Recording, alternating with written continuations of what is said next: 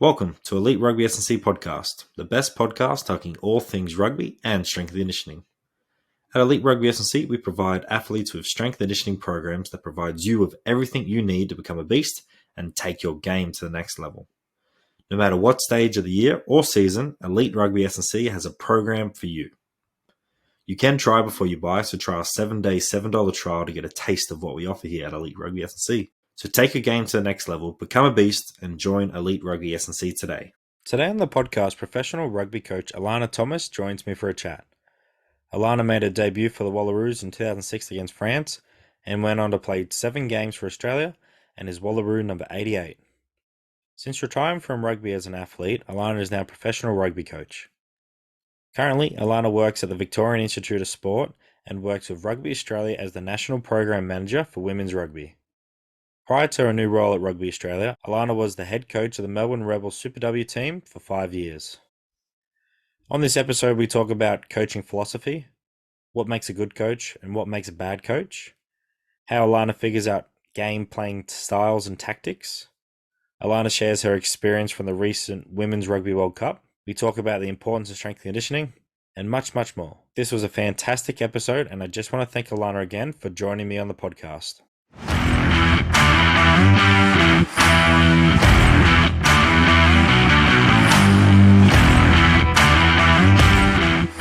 G'day, Alana. How are you? I'm well, thanks, Kieran. And yourself? Yeah, going really well today. Thanks. Thanks for joining me today. So, how's life going at the moment, and what have you been up to so far in 2023?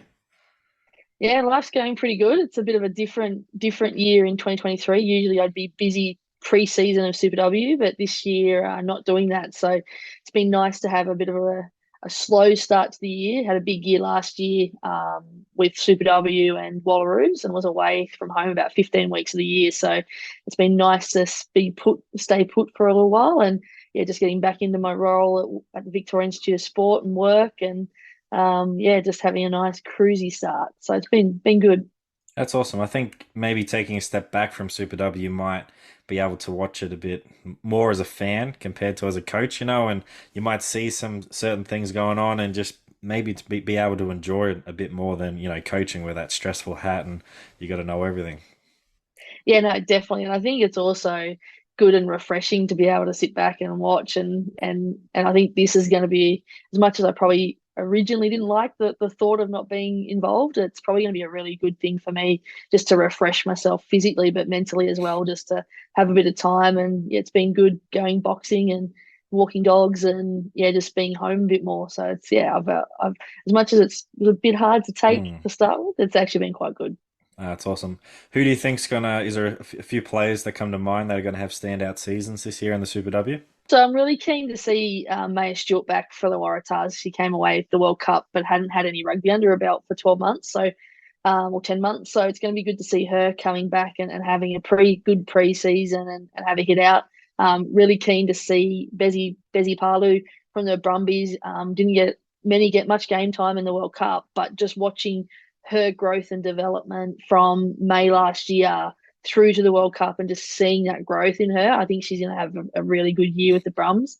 And then Vania Wong, another player that's just been a solid player and just grown in confidence. So it's a couple of players there. I'm really excited to see how they go post a World Cup and into a new season with a solid pre-season of Super Rugby under their belt. Yeah, it's going to be really exciting, especially for those players who maybe got a sniff of, Wallaroos and World Cup. Like, oh, I want more of this opportunity, so they'll really stand up these next, few years to get that opportunity at the next World Cup. So yeah, it's going to be an exciting year for the Super W. Definitely. That's awesome. So, growing up as a young girl, what sports did you play, and how did you end up playing rugby? Yeah, well, I grew up in a little country town in New South Wales or northern New South Wales in Glen Innes. And I just loved being outdoors and running around. We had 5 acres on our place, and my aunt and uncle had a big farm. So I just loved the outdoors. I played rugby league to start with, the other rugby code, till I was 12. Like most girls, you could only play till you're 12. And then mum tried to get me into a netball skirt, and I ran down the stables and hid because I was not wearing a skirt. And I finally got her to convince that I could play soccer, so I could still have my footy boots, socks, and shorts. So played a bit of soccer. Played basketball was my main sport as a teenager. I represented at CHS for that from year 8 to 12, and then I played cricket. I played touch football. I just played any sport I could really get my hands on. I eventually let mum win and got in the netball skirt, much to my disgust, but I eventually did it as a teenager. But yeah, I just loved all sports. Just wanted to play, get outdoors and be active. And then it wasn't until uni in I think 2001 I ended up again trying out for a netball team at uni, and a couple of girls were seeing me rugby passing. I was rugby passing on the netball field. And at the end of the game said, "Do you want to come to rugby training on Thursday?" And I was like, "Yeah, may as well." And that's how it started. 2001 started playing, and then yeah, by 2003 in New South Wales country, in 2006 I'm off to a World Cup. So it was a pretty quick transition into it. But yeah, pretty much have never looked back from that training session at uni. That's awesome. Do you think playing all those sports allowed you to become a better rugby athlete and not specializing, too early? Definitely, I think there was elements of all the sports that I'd played that gave me skills in rugby and different skills to see space and the like. And I think that's something that a lot of the female athletes that we get into rugby, particularly in the smaller states, they've come across from other sports. They bring skills, and then it's just refining them. But it also allows you to look at things a little bit differently, and how you coach it as well, because how you explain it, because they're not got a rugby background. So being able to tap into if they're a basketballer with their feet and in terms of their pitter patter and their defensive work, and then that you sort of use your small, fast feet as you balance yourself into contact. So being able to adapt and use those skills and helps with explaining it as well. Yeah, it's awesome. So, your beautiful kicking ability, do you put that back to your soccer skills? Learning how to kick a ball? Yeah, definitely. I think yeah, kicking a soccer ball, but also I used to sit in the backyard, and being from Canberra, you're not going to like this when I say I used to think I was Alan Langer running around in the backyard kicking balls. Not Ricky Stewart, sorry, but yeah, I just used to kick balls. I used to kick balls over the fence post, goal kicking off, basically divot in the ground or a little bit of sand, and just yeah, kicking footies with my brothers. I got two older brothers, and the soccer obviously helped it as well. No, that's awesome. I love how all those skills that you learn from other sports are then used in the sport that you want to do, and it just shows off that if you have got a good sporting vocabulary, of all these different skills and different problem solving skills, it's just going to pay off in the end with whatever sport that you choose to play on. Yeah, definitely. I think that's the thing that growing up, yeah, in a country town too, like you get out and that's your social side of things too. And I think like rugby, if I go back to playing in country rugby, this was country rugby and those rugby clubs are sort of that heartbeat of the town. If they're a rugby town, it's if you're in a rural community, it's the farmers or the people off the land or the workers, they all come to rugby, and that's their social side of things as well. And I think that's what makes rugby great, and just being able to bring people together, and it is a part of the that whole lifestyle that you live. I couldn't agree more. I think it's great just to bring just random people, people that you probably wouldn't have expected to get to know and play the sport, and then you get to know them, and you really understand their story, and it's just a magical game that we get to play. Yeah, definitely. And that's Kobe in the background barking, if you did hear him just then. Yeah. I He, he, might have under had having dinner, so I'm hoping that they're behaving at the yeah, moment. he just loves being in the podcast, young Kobe. He just wants to be involved. Yeah. So, do you still get the itch to go out there and play? Being a coach, do you feel like, oh, just let me on there, I'll show you how to do it? Sometimes yes. But I think the good thing about that also is you do get involved in drills. I think sometimes being able to there's my one. Um, yeah, when you do, I do as a coach sometimes like getting involved and demonstrating. In terms of getting out there to play, I think I shared a throwback clip on my socials the other day of where I tore my hamstring over at the World Cup when I was running on the wing. But yeah, I do sometimes get the itch, but I also have sort of learned you've got to sometimes step back, let the players learn, but it's also good to be able to get in there and demonstrate when you need to. But yeah, I don't think the body one would hold up. And plus, the reason I stopped playing was because of a concussion, so I couldn't really play anymore anyway because of the risk and the issues that I'd had with concussions. So it's still there, but yeah, I just do it through demonstrating drills now. Oh, fair enough. You just got to show the girls that hey, I still got it. Okay, just calm down. I can still show you up a bit.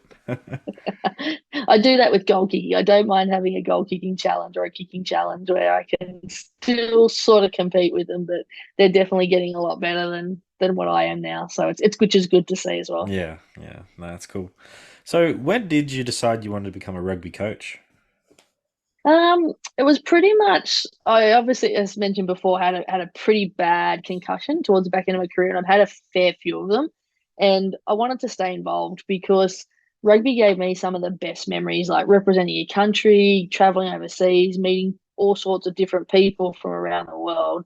And I just wanted to stay involved and give back. So coaching sort of was the natural step. And as a experienced player at the back end of my career, you're sort of like that on-field coach as well, or helping coach during training sessions at sort of at our club level. And so basically that transition when I was injured and couldn't play because of my head knocks, I was like helping the coaches. So coaching was that natural progression. It was like, could I go into refereeing, coaching, but coaching just felt natural.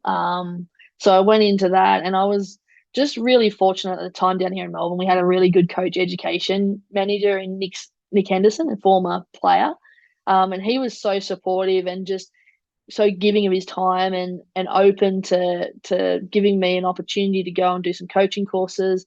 And that sort of started from there. I got to coach a bit of sevens and really enjoyed that, and then went into 15s and started that journey there. And it would have been back 2015, I think, was the year that I probably went away with some sevens and then with some 15s in the old state sort of style competition. No, it's awesome, and yeah, I couldn't agree more. You're like you finish the game, and you're like, well, how can I still be involved with this? Because you like identify with rugby. It gives you, I don't know, a bit of purpose and meaning, and you don't want to stop these connections, and you just want to give back because rugby is giving you so much. So it's great to see that people, you know, give back to rugby and stay with it. And I feel like people who do, happen to retire or take a step away, that they realize in maybe a year or a few weeks, like, oh no, I'm coming back. Like you don't stay away too long with rugby. I would say. Yeah, no, I definitely agree. And yeah, just the memories and the community that you've got, the community that you create with your clubs, I think is just something that's just a massive part. And again, having played for so long and at that level, like it is a part of your family. You become a part of your family and your community, and it becomes a part of who you are and your identity, I guess. No, 100%. So, what is your coaching philosophy if you have one? Yeah, I always get asked this one, and it's always one that I don't know makes me not uncomfortable, but it's probably more the fact I just want to see players get an opportunity. And whether it's from club into representative into international players, it's giving them the opportunity to go out and play the sport, but also feel safe to try things and and have well, try things and experiment in how they play. In an enjoyable fashion. So that's probably the approach I take to when I go into coaching is to create that environment and give them the opportunity to try and feel safe in that environment, and then just build connections and relationships off that. And then all of that technical, tactical stuff will flow off that. But I think it's really important to get that environment culture and creating an opportunity for players to go out there and play rugby and just enjoy it. Was that always your approach to rugby, or was it something that you may have learnt or didn't see enough when you were playing? You're like, hey, I actually want to bring this into coaching and allow my players to have that sort of opportunity to be the best that they can be and show me something maybe a little bit different.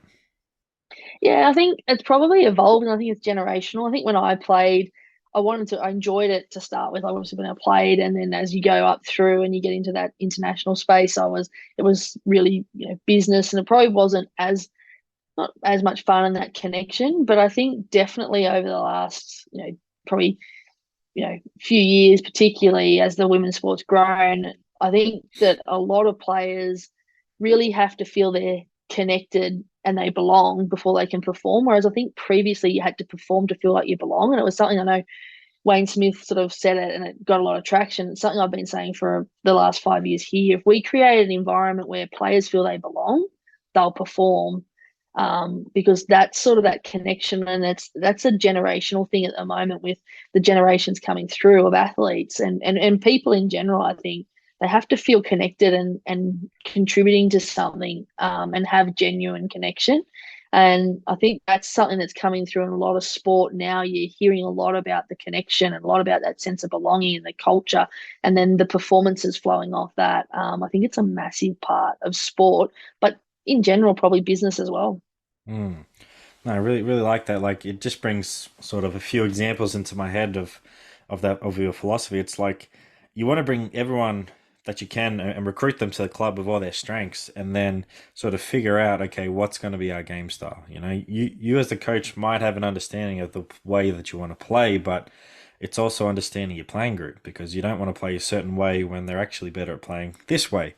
And for me, like, and plus you have so many more weapons to use. You have so many ways that you can attack this game. And yeah, it just pops in my head. A lot of examples just from rugby, and then this one's for me. It's like just NFL. Like at the moment, the 49ers over there in the NFL, like they are stacked on all aspects of offense, and their coach knows how to play them and give them the ball like equally. They're exploiting all these weapons that they have and using it to effect, and it's showing, it's playing off for them, which is awesome. So I think that's you as the coaches recruit the players, make that safe environment where they can express themselves, and the fun part is you get to figure out how to use them the best to their abilities.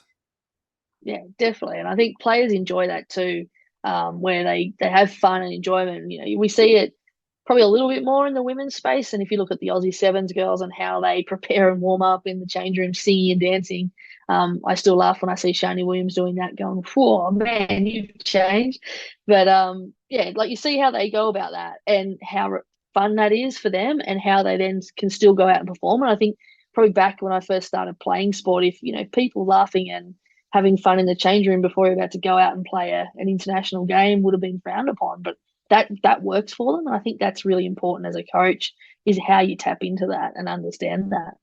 Yeah, it's certainly hard, because I think sometimes as a coach, you remember back in your days, like, hey, nah, we're not doing this, and it's really hard to you know, take on the new ways of doing stuff, and understanding the next generation and understanding what they want to do before a game, as you said, with the Aussie Sevens girls who just have a blast in that change room and then go out there and dominate. So it's like, well, it must work. And why can't they do that instead of, maybe being your way? It's like, no, we got to be, you know, focused. We got to be switched on. We can't be doing this hoorah or anything like that. And we go out there and win. Like, it's probably a hard thing as a coach to understand that times are changing, and you need to accept it and embrace it at the same time as well. Yeah, definitely embrace it. But though, yeah, those Aussie Seven girls, they love to do that, but they also love to get around each other when they do all their testing as well. If you've seen that on Instagram and TikTok and all that, they get around each other. I love that. I love to see them, doing max lifts, or they're doing their jump testing or sprint testing. They just get around each other, and just shows the team cohesion, and why they've been so Yeah, dominant of late is just because they're a team. And if you're a team, then you're going to go out there and perform. yeah, definitely. Yeah, and that's it. You got that cohesion, that sense of belonging, that connection, that relationship with your teammates. You can go out there and you know they're going to work hard. They've done the work, and you go out there and you go back to why you play sport. You're having fun and you're enjoying it, regardless of the situation. It's about playing the sport that you love. Do you reckon there's any way that we can get those Sevens girls playing in the Super W? Is there a certain way we can do that, or should we just allow players to stay in sevens and stay in 15s, or is there some way that we should sort of bring them together? I think it'd be great. Like, I look at obviously Bien Tarita came into 15s this year, and then the last couple of weeks in sevens at Coral Coast and at Hamilton, she's absolutely ripping it up. So it'd be great. I think it's just the schedule at the moment, the way the seven schedule is with the tournaments that they're traveling to, and Super W, they sort of cross over and probably don't allow that to happen. It'd be great if in the future that we could sort out a schedule where we could have those sevens players coming in, and playing a bit more 15s, because I think there is the ability for crossover. And I think that, we've seen some great examples Obviously Shannon and Shani both started in 15s, went to sevens, been successful. Shani's been able to cross across both, and BB's come back in and found a feet in 15s this year and probably helped her sevens a little bit. So I think there's definitely opportunities for crossover, and I think it would be great. I think that the sevens players will bring a different feel and professionalism in, and I think they'll mutually benefit each other, both programs. So hopefully in the future that'll be able to be done, because it's a big 10-year window for sevens and 15s in the women's space, or men's and women's space, really, with Olympics, Com Games, and World Cups at home. Yeah, you just have to make it worth their while though. Like you don't want them like those seven girls love what they're doing, so you have to make it yeah, worth their while to come over the Super W. And I think the way that we do that is one, expanding the comp to that New Zealand and Australia competition, but then also making it, at least 10 weeks to 17-week comp. So if you do that, then you'll attract those seven girls to come back, and maybe that gives them priority to say, yep, you can play that. And then afterwards is when we start the seven circuit or something along those lines. And if we can do that, then we're definitely going to get more talent sticking with rugby and not going over to AFLW and then the NRLW, and allows us to compete with those two businesses and competitions as well. So, yeah, I definitely think we need to do that. And yeah, it'll just be great to see more action of those sevens girls here in Australia playing against the best Australian girls, but then also playing against the best New Zealand talent as well. Yeah, definitely. And I think they will come. I think there's been a commitment made for that. And I think that the new Super Rugby Pacific contract they signed, I think there was some talk in that signing that they want the crossover. And I think, Opiki's only year two this year. So, and last year, let's be honest, they got severely affected by COVID. Like they didn't have a real comp. So I think it's going to happen. It's just a matter of getting their comp up and running, and getting a proper comp in. And I think we've seen Fijiana come in. I'm sure that there's potential other sort of teams within that Pacific area and in our region that could add to that as well. And I think that's going to be exciting as well. So I think there's a big upside in that Super Rugby Picky and sort of that sort of competition to come. Yeah, no, it's definitely exciting times, and especially with the World Cup coming up again really, really soon as well, which is going to be awesome. Yeah, definitely. So, what have been some of the main highlights in your coaching career so far? What stands out? Um, probably the big thing that stands out probably is starting the Super Rugby from the start. So starting something from nothing basically. So setting up the first 5 years down here at the Rebels is probably something that being able to sit back now and reflect on it is probably it's pretty big from a coach, and particularly from my perspective. I've started 2015, 2018. 3 years later, I'm starting up a Super Rugby.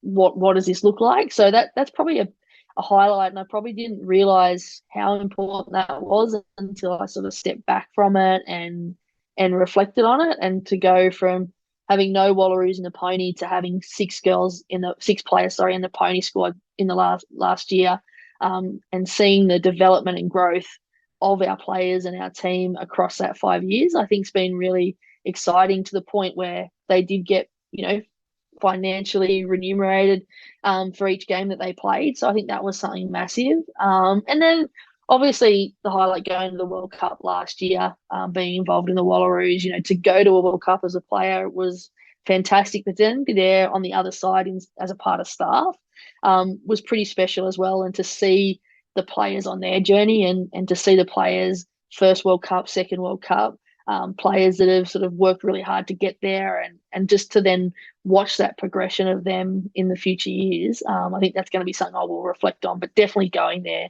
to New Zealand is probably another highlight.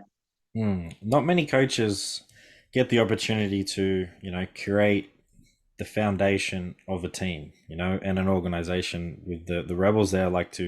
That was the first ever program. Not many coaches get that opportunity. So, yeah, definitely, it's like an awesome opportunity that you had, and yeah, probably reflecting on it now, you're just like, oh yeah, I did get to do that. That's incredible. That's awesome. So, yeah, it's really cool that you got the opportunity to do that, and then as you said, you were able to experience the World Cup as a coach, something different. And that's another awesome opportunity. And yeah, it's just awesome to see.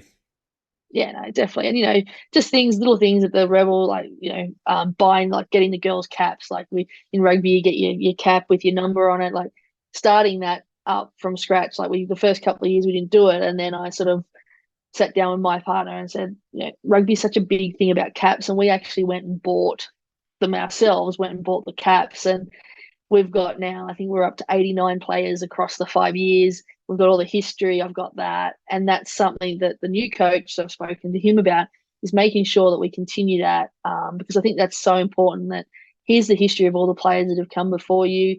And, this is your number, this is your journey, and you'll forever be, whether it's, Melbourne Rebel 89, that's your number, and your name will be there and the games you played. So I think that's something really exciting that hopefully in the years go through that we'll be able to see more girls play and to see a lot, look back at that history and be really proud of it. So that's something that I've really looked back on in the last couple of months and really gone, been a pretty awesome thing to do it from the start. Hasn't been easy, but to go back and reflect on it and go, wow, look where he started and look where we are now. Like it is amazing. No, it's awesome. I love that. But yeah, we're definitely big on hats with rugby. Like, get your first cap, there you go. So yeah, it's great that you did that, because it's your number at the end of the day. Like, you are that number for the Melbourne Rebels, and that will forever be you. So it's just a great way to like have that symbolic, and yeah, you can never take that away from that person. Definitely, yeah, and something special for them. Hmm. So you've been in pro sport for a while now.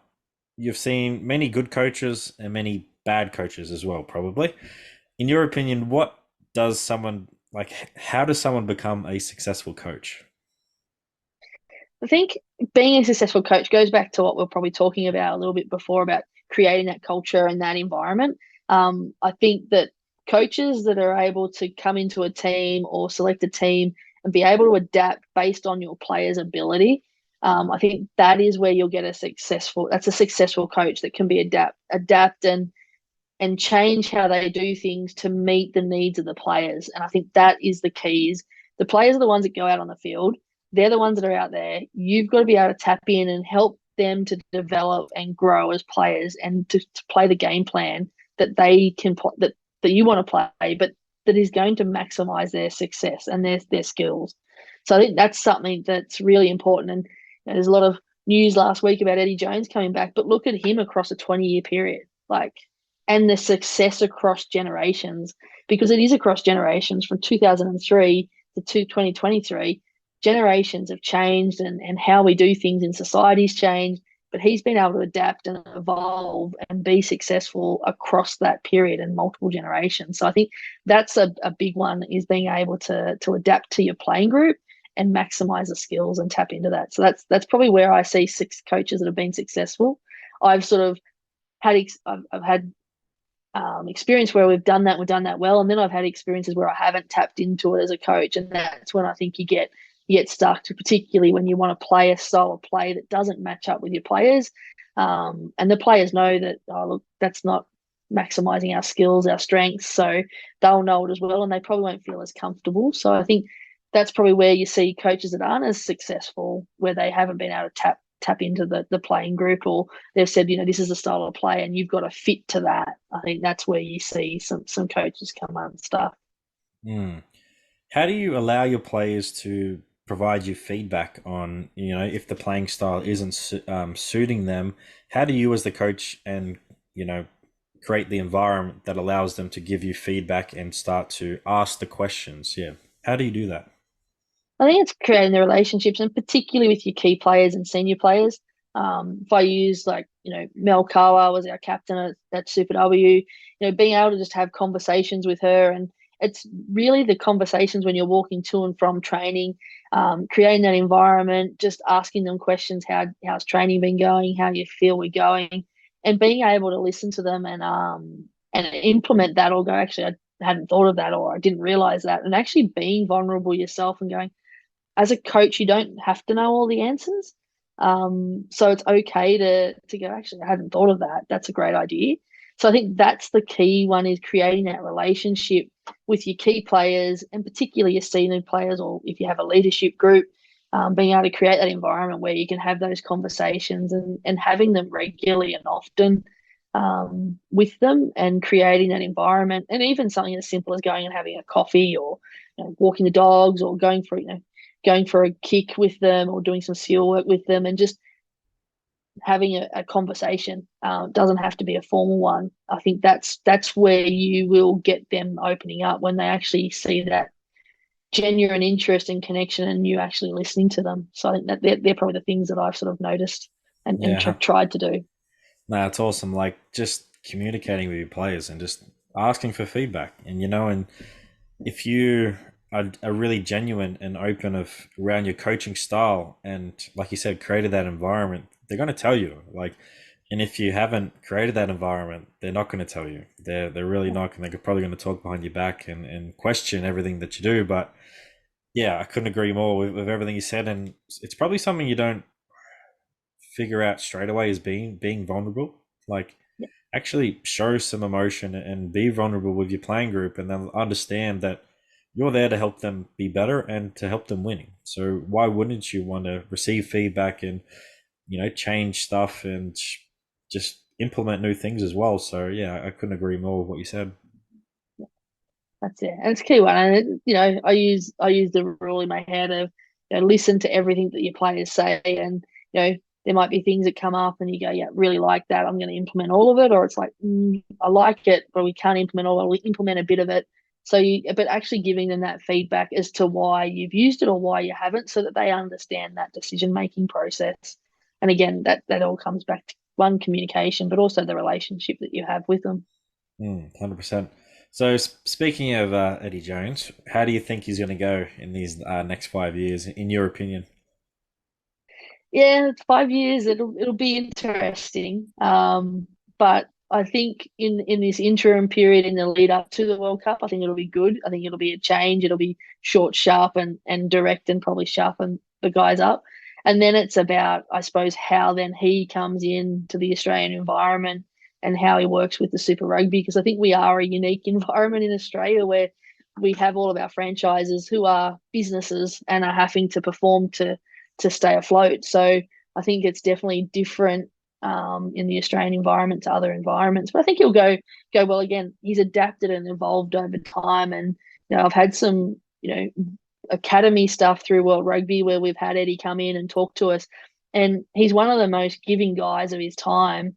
And the information and the questions and that we've had with him has been fantastic. And I think that's something that you probably don't see all the time when you've got coaches in those positions, that just the time and the stuff that they do away from the rugby field, I think will be good. And I think having some input into the Wallaroos also will be good to be take us as we go on this journey to professionalism. I think having someone like him who's got world experience across generations will be really good for the women's game in particular, particularly across the next 5 years. I think it'll be massive for the girls. Yeah, and something you touched upon is he's been around for quite a while. So if he's been around for quite a while, it means he must be doing something really well. And to be the most winningest coach in England history is crazy, and then they still fired him. So yeah, it's just it's going to be interesting. I really think it's a great move by Australian Rugby. Unfortunately, Dave Rennie did have to go, but I feel like if Dave Rennie had his season in 2021, if the World Cup was in that season, I think we go quite well. I think it was just a year too long, and you saw that winning percentage, and we didn't go that well last year, even though we weren't too far away from winning a lot of those games. But yeah, just bringing Eddie on board, I think he's going to bring some fresh life into Australian rugby and really get us back up to standard. And if one game is really good, then it's just going to benefit the women's game as well. And if we can bring the women's game up both together, like heading into those home soil rugby World Cups is just going to be scary for the opposition, to be honest. Like we're just going to be in such a good place. So I think it's a really good move, and something that I've said a couple of times. It's never the wrong time to do the right thing. So if Australian rugby thought that was the right time to do it, then do it. As they did, and yeah, I think it's going to be awesome, and I think Eddie's going to help mentor a lot of coaches. As you said, he's really giving of his time. I think he's going to Yeah, help mentor a lot of Australian coaches in all formats, and it's just going to build a really good next generation of coaches, and we're going to see the benefit of that in the future.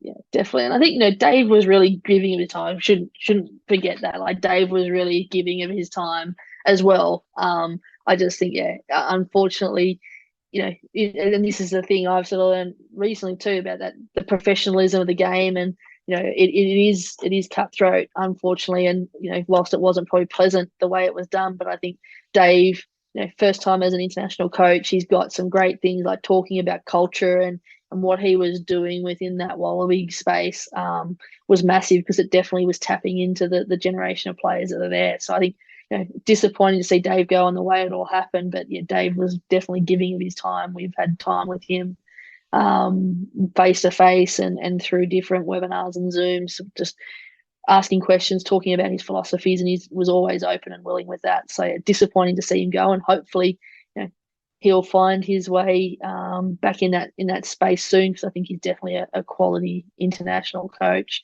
100%. Like I feel like we did take a big step forward with Dave, as you said, touching upon culture and really understanding what Australian rugby is, and having that connection with the Indigenous part of Australia as well. I feel like Rugby Australia and Dave and the Wallaroos, like all three, were just able to tap into that a lot more, and it was just it's been really cool to see the last 3 years, to be honest.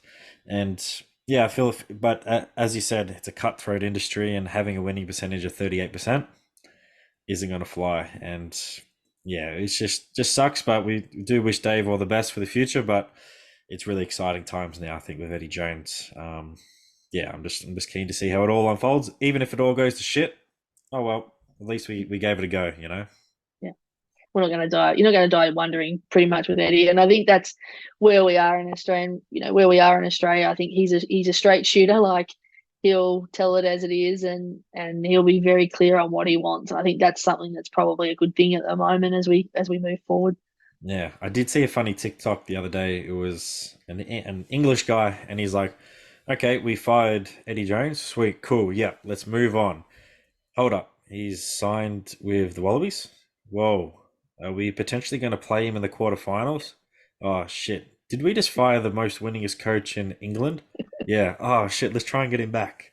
So it's Yeah, just like, for that full circle. It's just hilarious. I saw that video and I was just like, "Oh, that's hilarious." And yeah, most likely we'll play England in the quarterfinals if we earn the right and play well in the pool. And yeah, that would just be a massive game itself. England versus Australia in a World Cup game. That would just be awesome. yeah, definitely. It's got definitely going to be a very, very exciting game, but also, and very well watched across the world, not just in Australia and England. It'll be across the world, wanting to see what he can do. Mm. So one of the things I love about rugby is all the different playing styles that each team has. How do you figure out and come up with the playing style as a coach? Because when you played, it was a certain style, but now it's evolved immensely. And as you said, it's understanding your playing group as well to figure out the playing style. So how do you figure that out? Yeah, I think it's definitely doing your homework on your players. So knowing, in a representative program like Super W, you watch your players at clubland, and you've seen them playing across seasons. So it's about picking the best players, and some advice I was always given is pick the best players that you can that you can pick, and then you work your game plan around them to make sure you're maximizing it.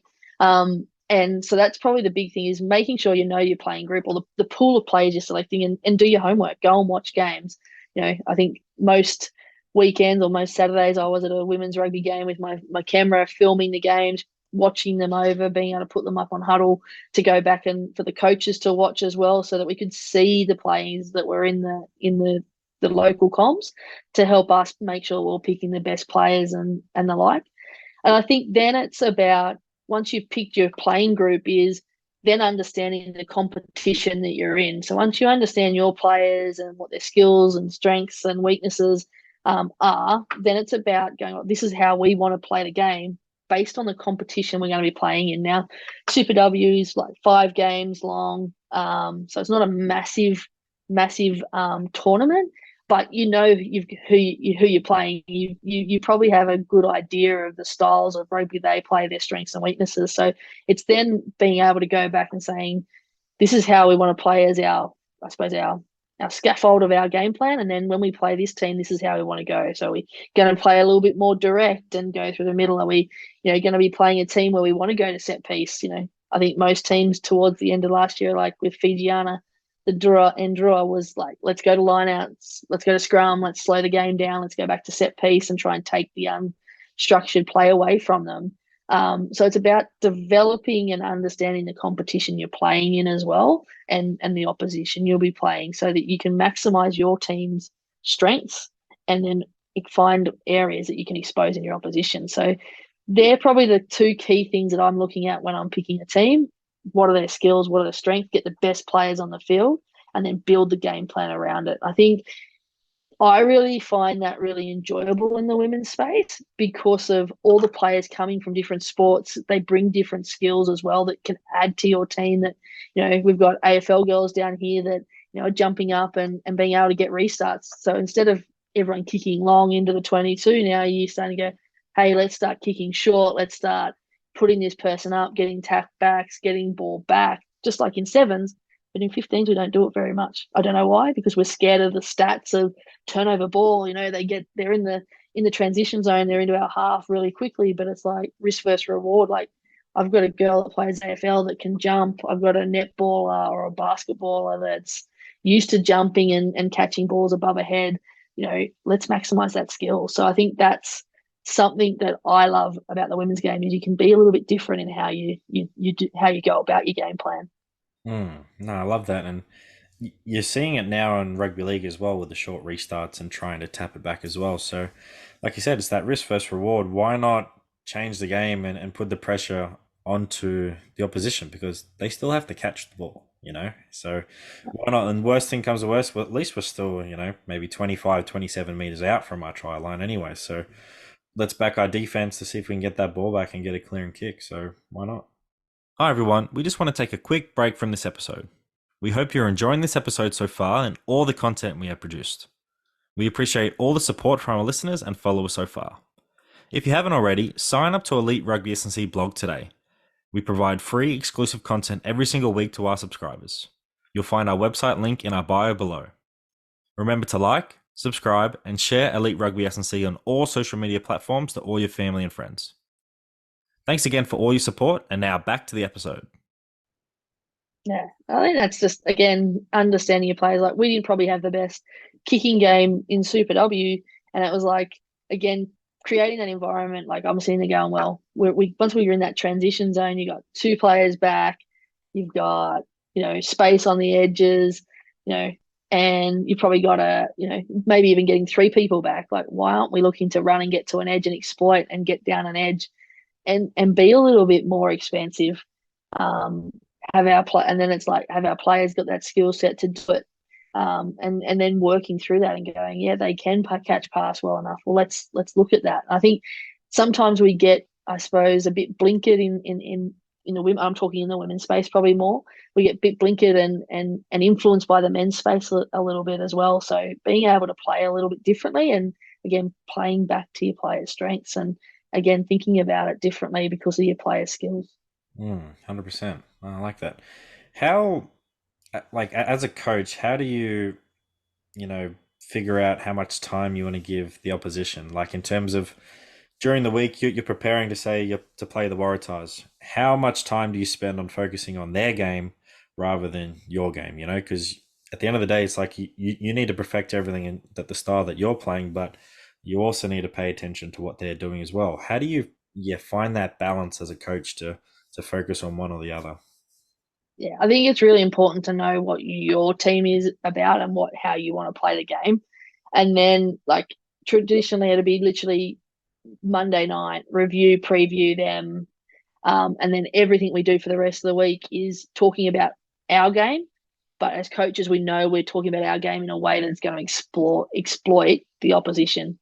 So we're always talking about us and how we're going to play and why, and then the why we're doing this.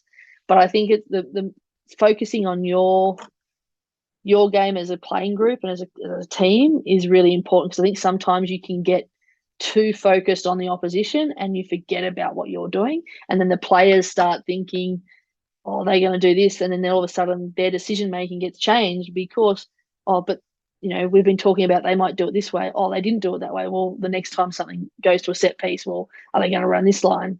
No. This is how we defend. This is how we attack. This is how we go about it. And these are the reasons why. These are the underlying principles of why we do what we do, and making sure that's really clear. And we know that they're gonna go and try and either come through the middle, or they're gonna do a maul or something like that. We know it's going to come, and we just got to be prepared and be able to react. So then, in training, it's about putting them in those situations through little games, or small sided games, or through constraints led games. Is that you're putting them in the positions where they have to make those decisions, or they have to react to that situation. So again, I would say the more time that you spend on your game is the is the majority of your time, whether it's 80-20 or 90-90, 85-15%. Coaches will probably spend more time on the opposition than the players, and I think that's where the coaches, that's your job as a coach, is to spend time analysing and looking at the opposition, and let the players focus on what we're doing. Yeah, because it's such an interesting space because you'll hear coaches spending hours and hours, and even players just analyzing. Like Darcy Swain, who was on the podcast last year, was like, "Yeah, I'll just analyze their line out to a T. I'll know everything, every single cue. That's what I'm trying to do." And then you hear other players like, "Yeah, I'm just focusing on me. I'm just trying to control what I can control and do the best I can, because if I know I do it, can do it the best I can, the opposition doesn't have a chance." So it's always interesting to hear from the coach, from the player, and what's their approach to that game that week. I sort of done it where I've gone too over the top and looked at the opposition and thought too much about them, and then we've lost our way because we've been focused, and we've got into the game and we're not prepared. So I think that's definitely something that it's a journey as a coach that you have to go through to learn. But yeah, I definitely think focus on you and what you're capable of and your team, and that's the most important. Yeah, 100%.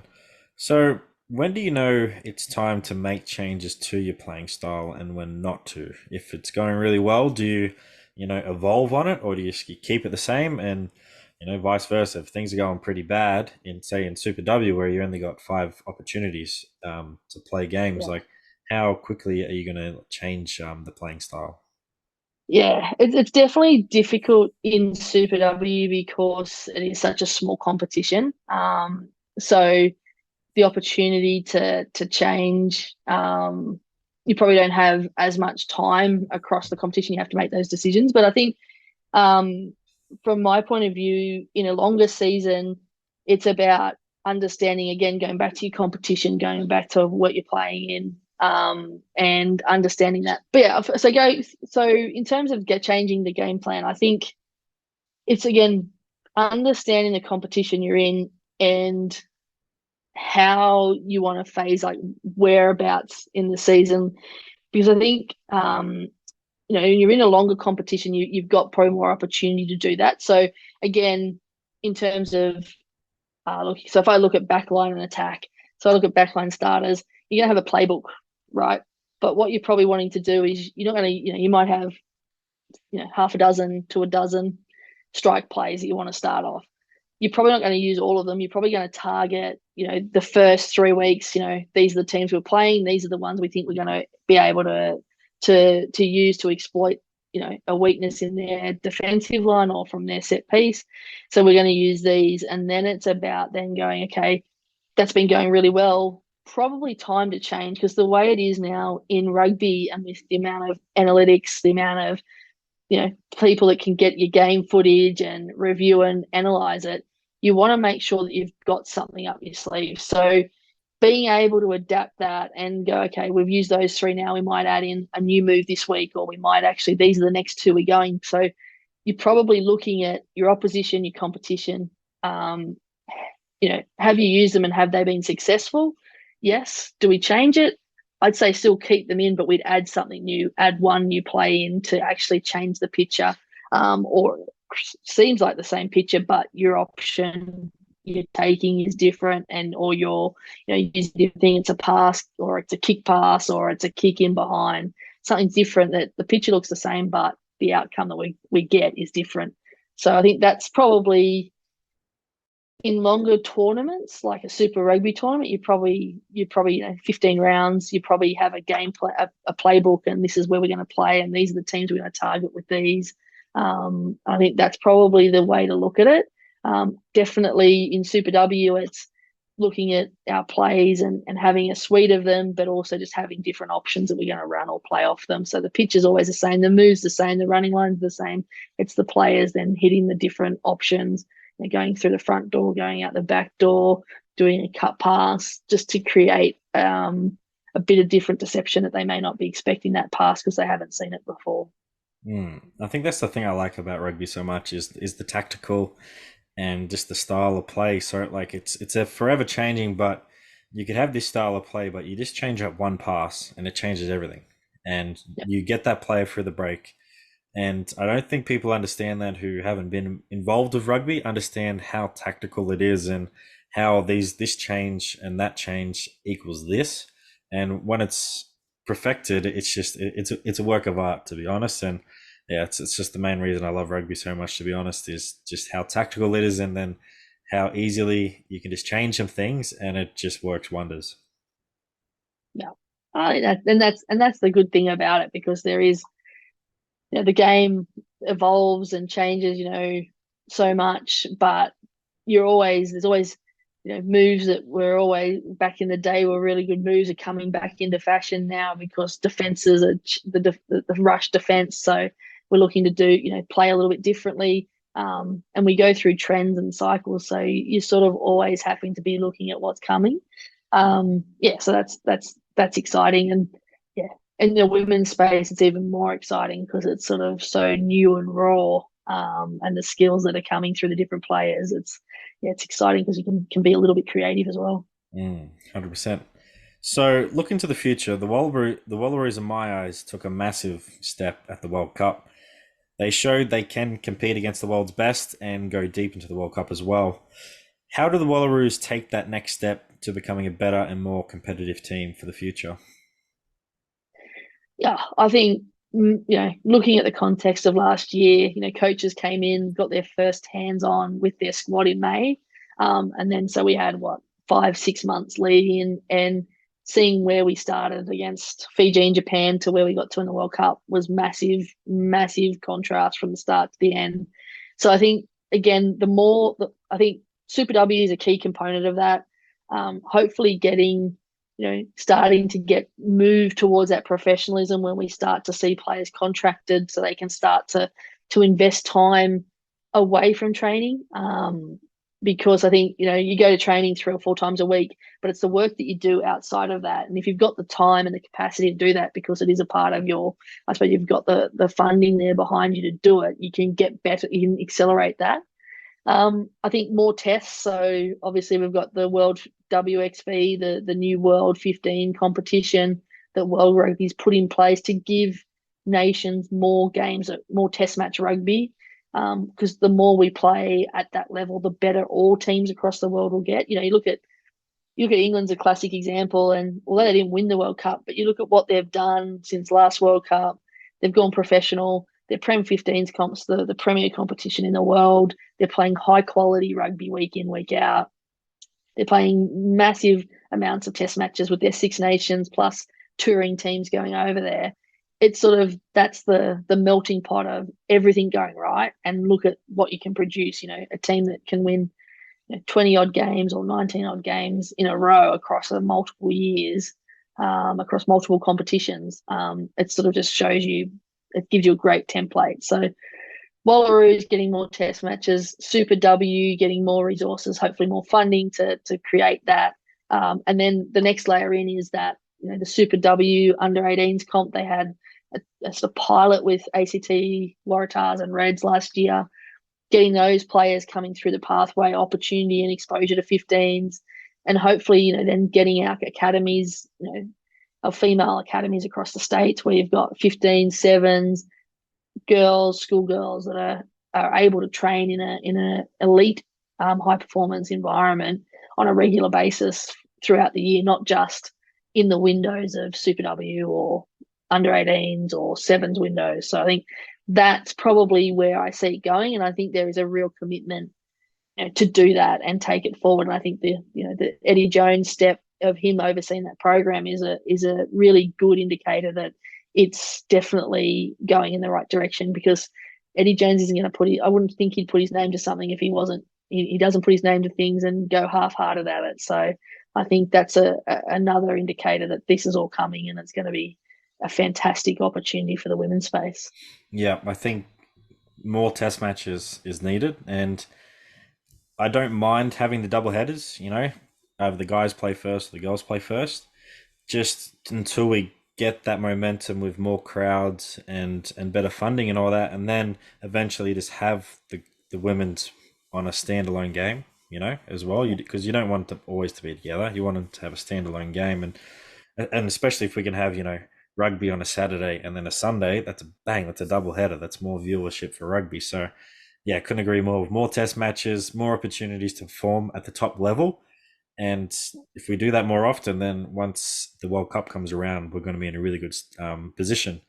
Another point that just popped to my head as well with the juniors, I think rugby clubs need to, or the main franchises, depending where they are, and obviously it's hard when players are, say, in New South Wales or all over the state, but if you can have a better training facility that also helps your junior players, that makes it a lot better. Because just speaking from my experience here at Brumbies, was you would train on the hours that the main squad doesn't train.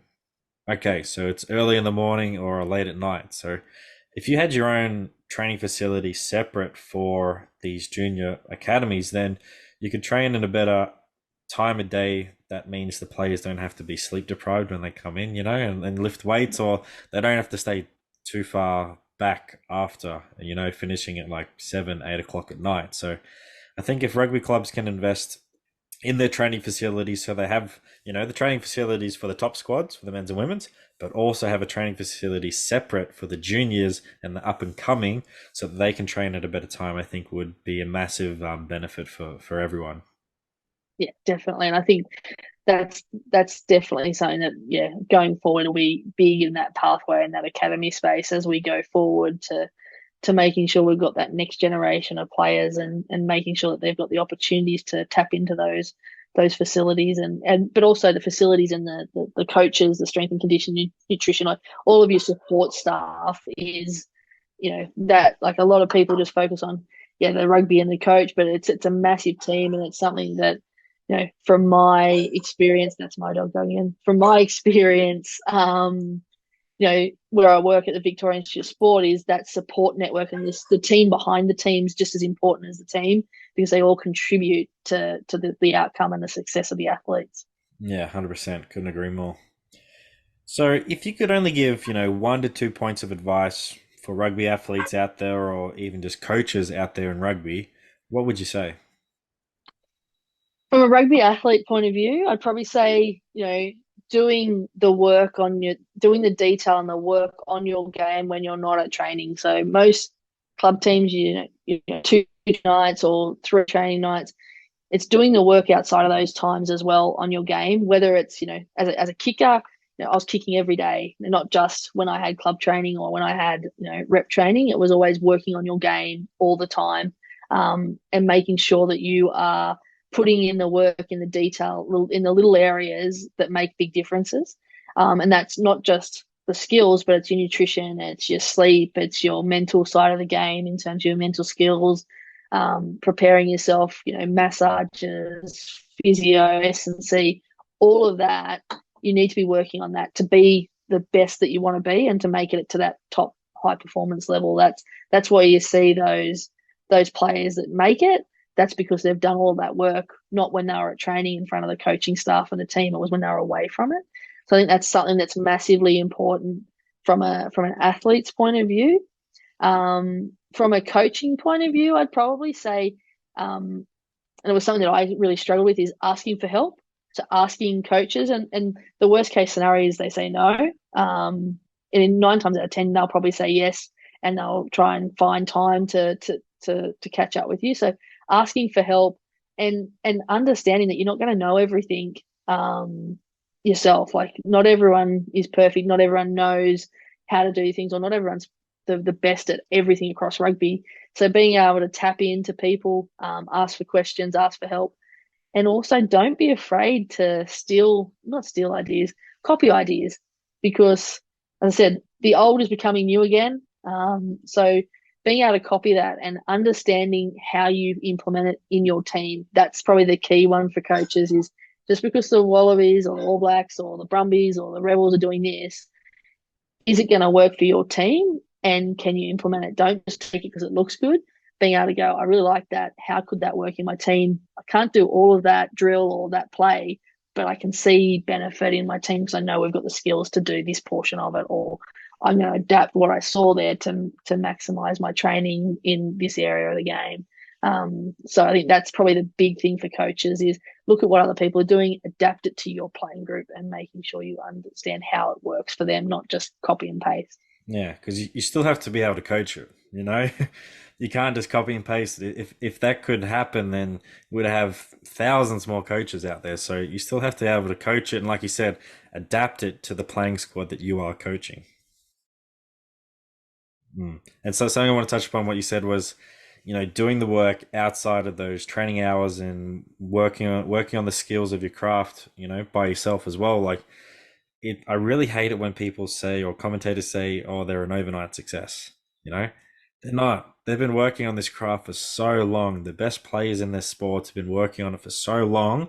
It's just now paying off when it's time to be paid off. It's not going to happen like that overnight. It's going to take some time, but that extra 10 minutes you spend after training throwing a line out ball to a goalpost, which I used to do, it's going to pay off, especially when that season comes around, when those tough times happen. You know that you've done the hours and got the skill base to be able to perform under pressure and perform at the biggest times as well.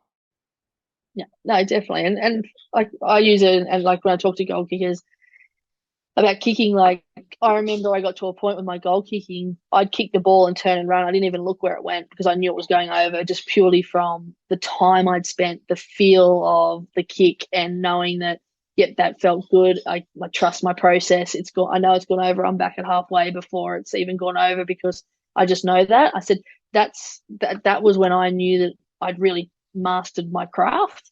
But it was, there was days there where I couldn't kick a goal to save myself, would be tearing my hair out, but I was just a matter of what's my process, going through it, and then slowly over time starting to see just that consistency of kick and just that, and then that feeling and understanding of, yeah, that felt really good, and understanding why it felt good, and the outcome was the ball going through the post. So it's definitely something but it's so rewarding as well to see that, and being able to execute it in key moments in games, particularly in in front of people as well in a national or international stage.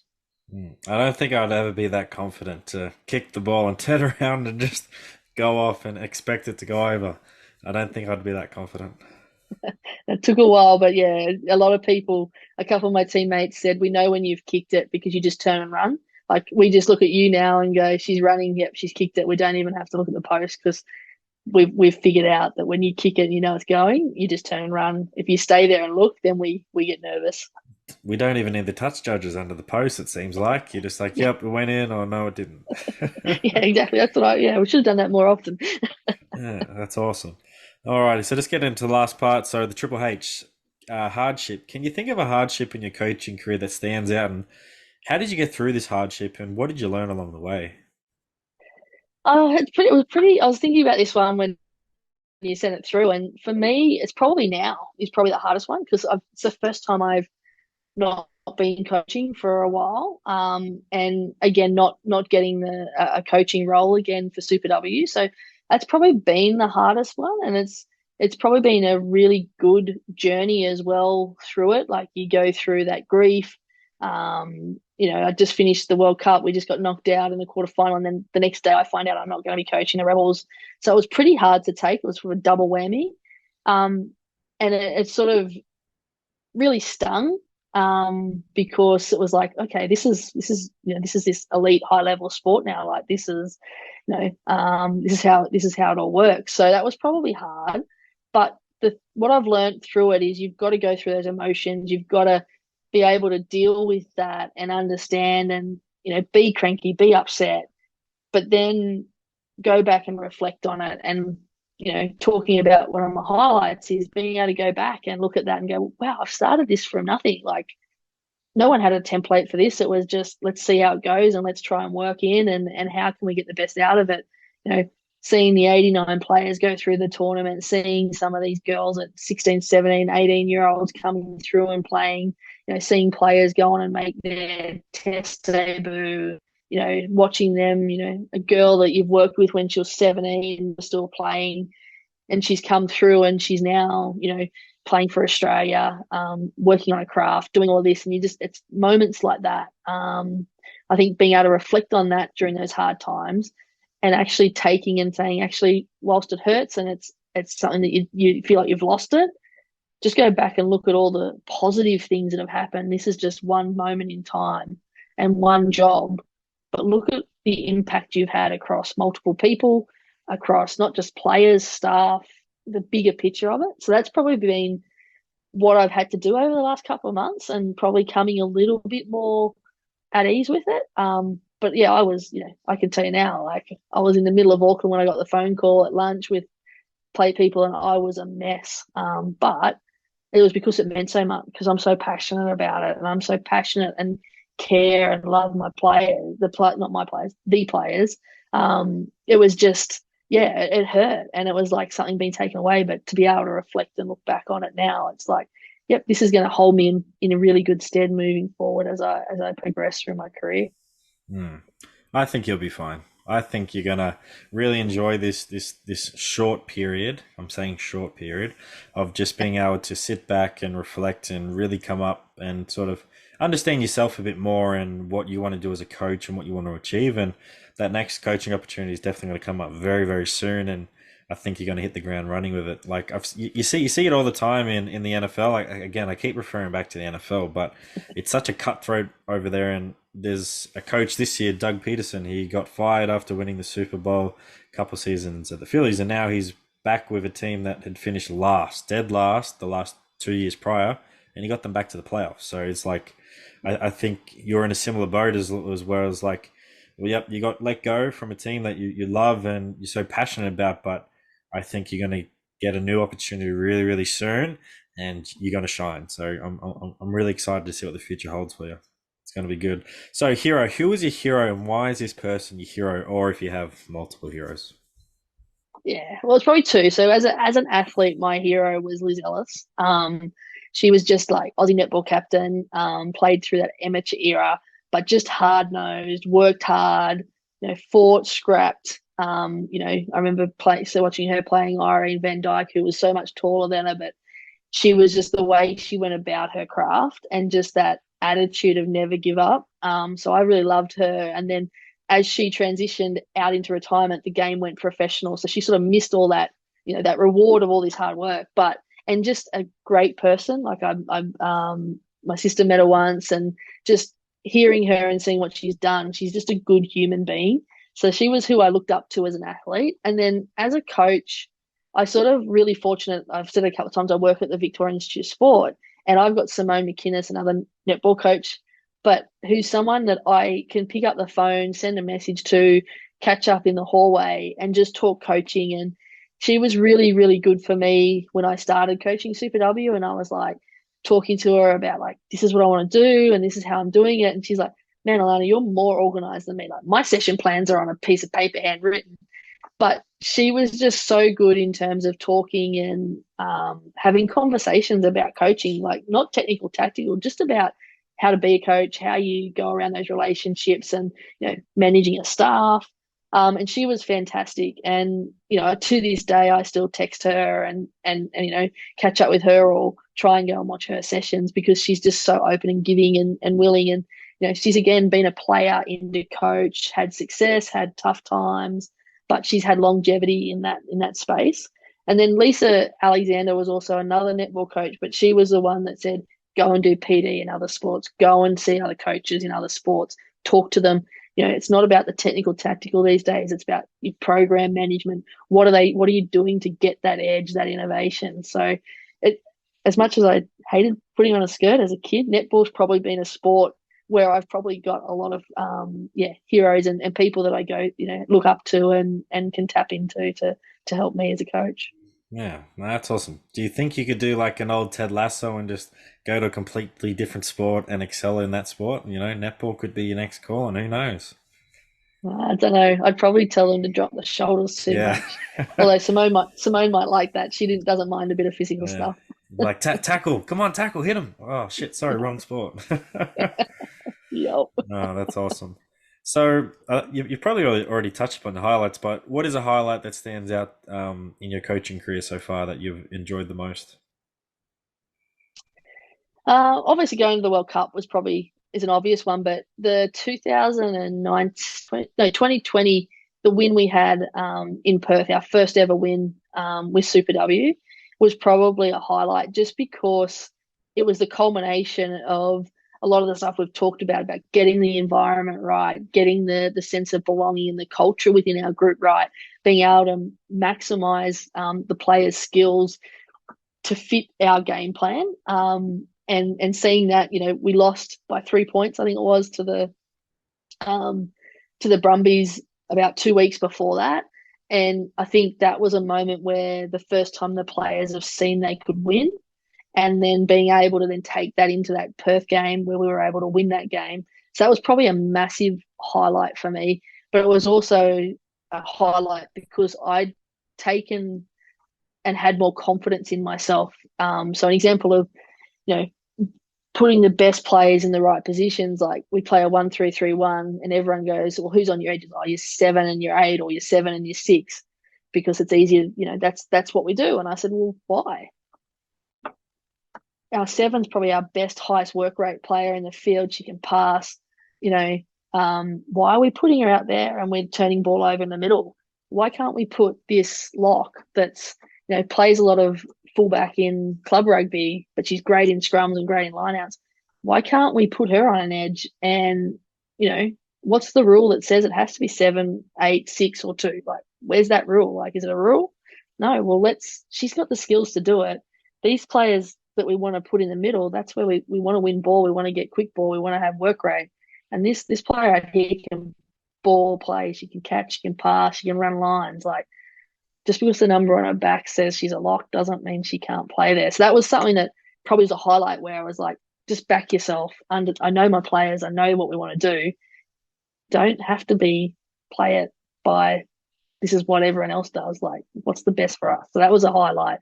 And that was, that came to fruition from that. Yeah. Well, as coaches, like if you've given your players the opportunities at training to develop and adapt those skills that might not have been traditional to those players, let's say for instance, props. Back in the day, they said, "Oh yeah, props can't really catch pass, can they?"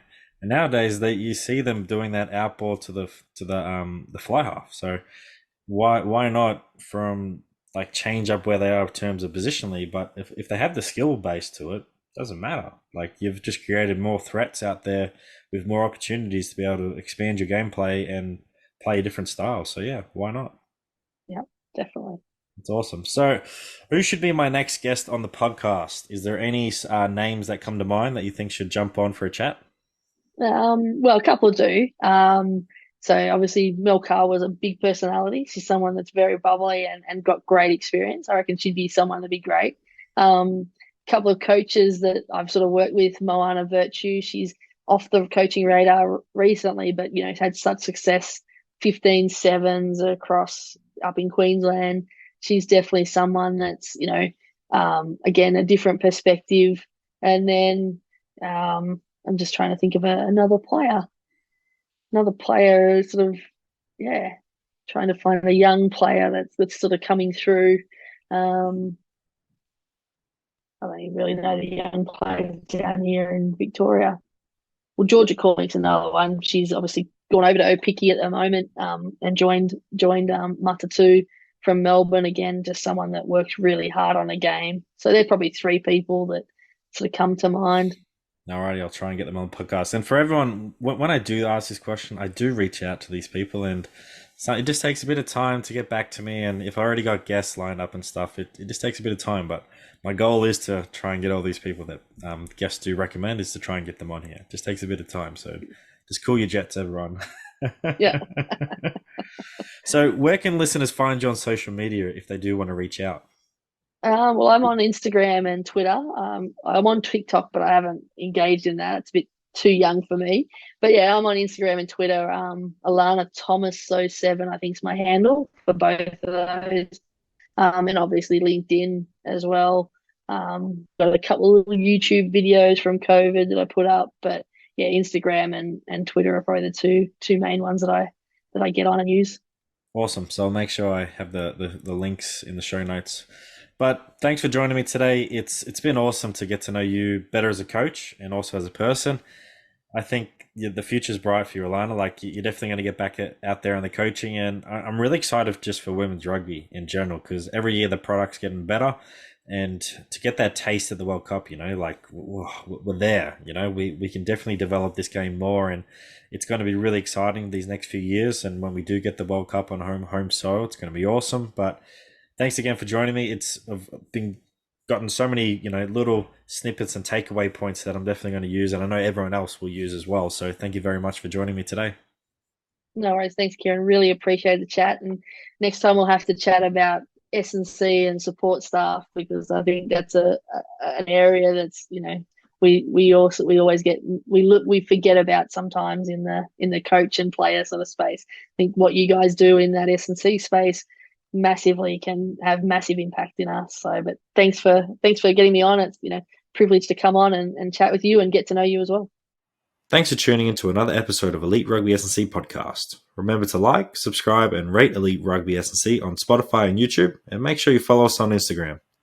Sign up to Come a Beast via the link in the description or via Instagram page. Also, don't wait, make that good decision and join Elite Rugby S&C today and take your game to the next level. Thanks for listening.